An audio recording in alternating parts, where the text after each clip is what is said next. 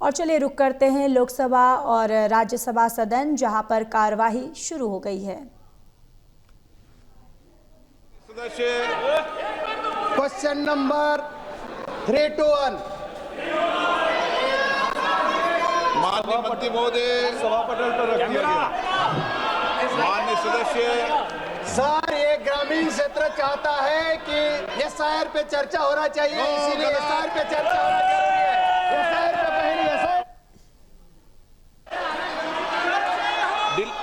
ये डिलीट कर दीजिए, डिलीट कर दीजिए। क्वेश्चन नंबर सदन के बाहर और सदन के 322 तनुज पूनिया। Question number 323 Vijay Kumar Hajda. मंत्री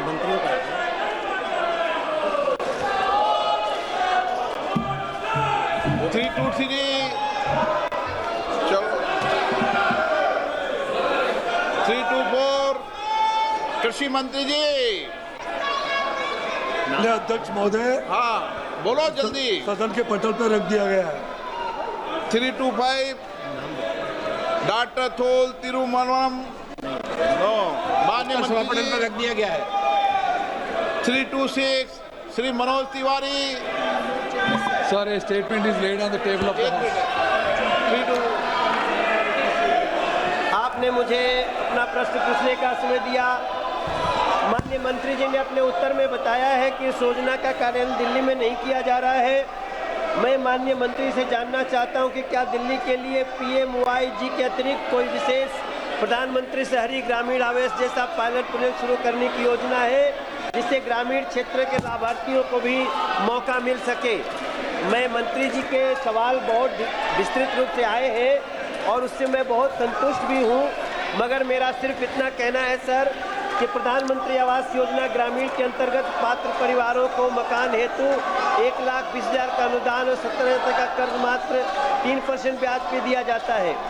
मंत्री जी बताएंगे कि क्या सरकार द्वारा ऐसे पात्र लाभार्थियों की पहचान या उन्हें लाभ दिलाने हेतु कि सरकारी पदाधिकारी ग्राम स्तर पर जाकर नियमित सर्वेक्षण एवं जागरूकता अभियान चलाने की जिम्मेदारी सौंपी जाती है, ताकि प्रधानमंत्री आवास योजना ग्रामीण का 100% लक्ष्य पूरा हो सके। माननीय मंत्री जी। Sir, in Delhi, they have never been participating in Awas Rural Yojana, sir. However, they have been participating in urban scheme. In Delhi, so far 692 crore central assistance has been approved, and ever since the new government has come, they are free to contact us and participate in our rural scheme, and we will be happy to provide, sir. Thank you. Sir, मैं मंत्री जी को धन्यवाद देता हूं।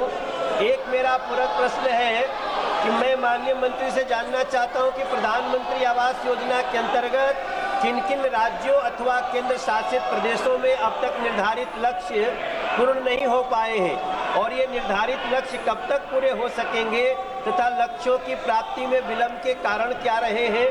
साथ ही ऐसे राज्यों में जो पात्र एवं गरीब लाभार्थी अब भी वंचित हैं अध्यक्ष जी, उन्हें शीघ्र लाभान्वित करने के लिए सरकार द्वारा क्या क्या विशेष कदम या कार्य योजना अपनाई जा रही है।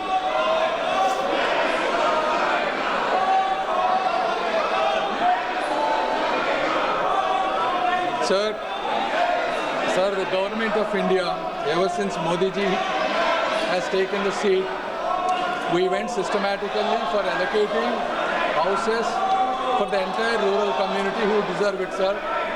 Based on 2011 socio-economic caste census data and 2018 Awas Plus survey, we have given 3 crore houses, sir, and again 2024 survey, another 2 crore houses have been sanctioned by the cabinet, sir. Total 5 crore houses have been given by the cabinet under Modi ji government. Out of those 5 crore houses, 4.12 crore houses have already been allocated to respective states. Out of those, approximately 3.8 crore houses have already been given states. Out of those 2.9 crore houses have been constructed, sir. The government of India, if you look at it over the last 10 years, sir, we have given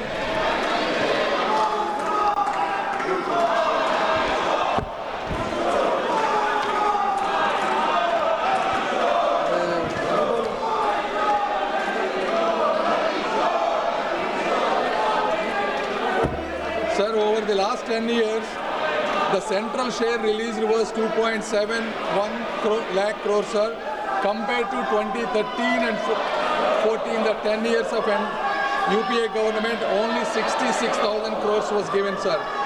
So we are working on giving these houses on a saturation mode by converging every possible government scheme, sir.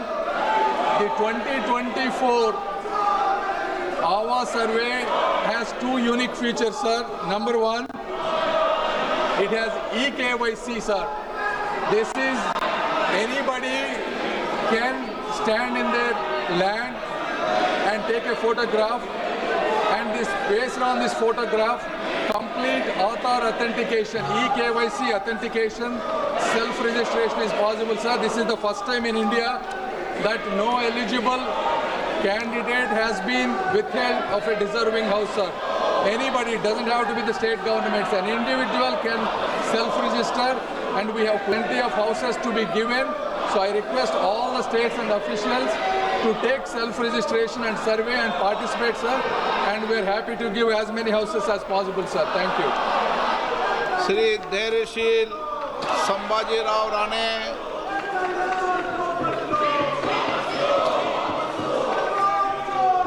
धैर्यशील संभाजीराव राणे, माननीय मंत्री जी, कृषि कल्याण मंत्री जी, कृषि कल्याण मंत्री जी,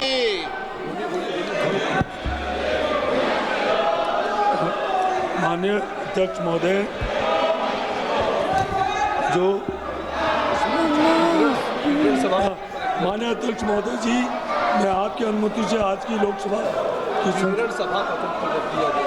माननीय सदस्यगण, सदन की कार्रवाई आज 12 बजे तक के लिए स्थगित की जाती है।